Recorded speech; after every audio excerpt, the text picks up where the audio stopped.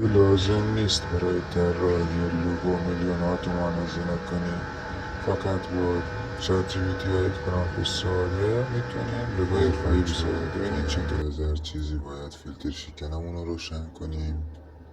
صبر میکنیم فیلتر شکن بالا بیاد، استارت رو میزنیم، وصل شد. حالا از برنامه میایم بیرون و باید میریم که وارد مرورگرمون بشیم. وارد که شدیم ما چت جی پی تی رو سرچ میکنیم.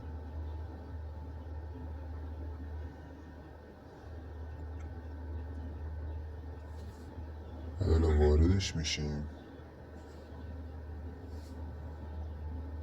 میدونیم که کامل بالا بیاد. حالا از این پایین به علاوه رو که نوشته انزیاد تصویر رو انتخاب میکنیم.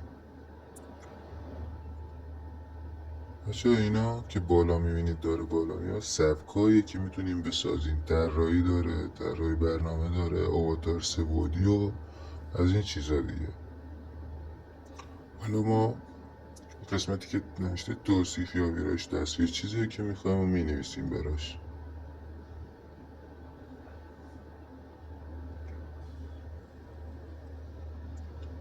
یه لوگوه.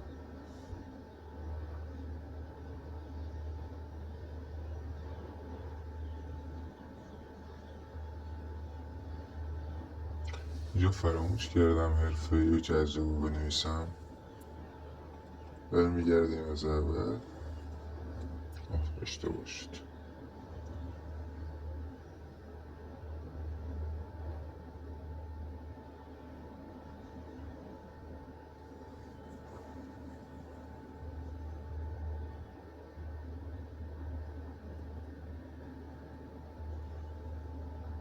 هرچی دقیق تر ما بنویسیم کاری که بهمون تحویل میده حرفه‌ای تر هست.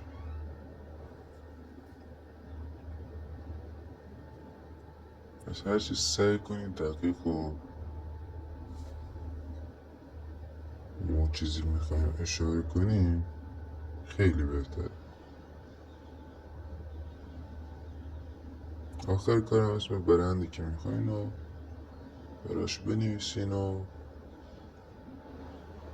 مثلا اینجا اگه انگلیسی بنویسین که خیلی اسم برندتون بهتر و اون لوگویی که میخواین خیلی بهتر در میاد. بعد این سفید رو میزنیم اینجا برامون میسازه. یکم طول میکشه تا پیاده سازی کنه و اون دری میخوایم بزنه و اون چیزا یه مقدار طول میکشه.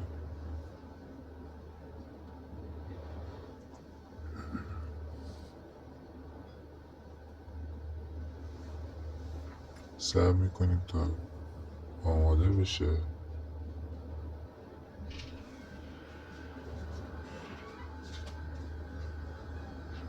اینجا دیگه در حال پیاده سازیه.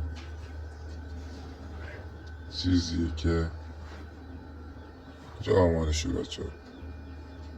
اون فلشه رو به بالا رو تصویر رو میبینید. از اونجا میتونین برای اون کسب و کار مثلا کسی که بهتون سفارش داده بفرستینش. اون پایین هم سمت چپ میتونین کپیش کنین برای کسب و کار برای خودتون دیگه هر جا خواستین ذخیره کنین دیگه. اگر آموزش های کاربردی هوش مصنوعی و روش های کسب درآمد با ابر را میخواهید آنرا را دنبال کنید. تازه اول راه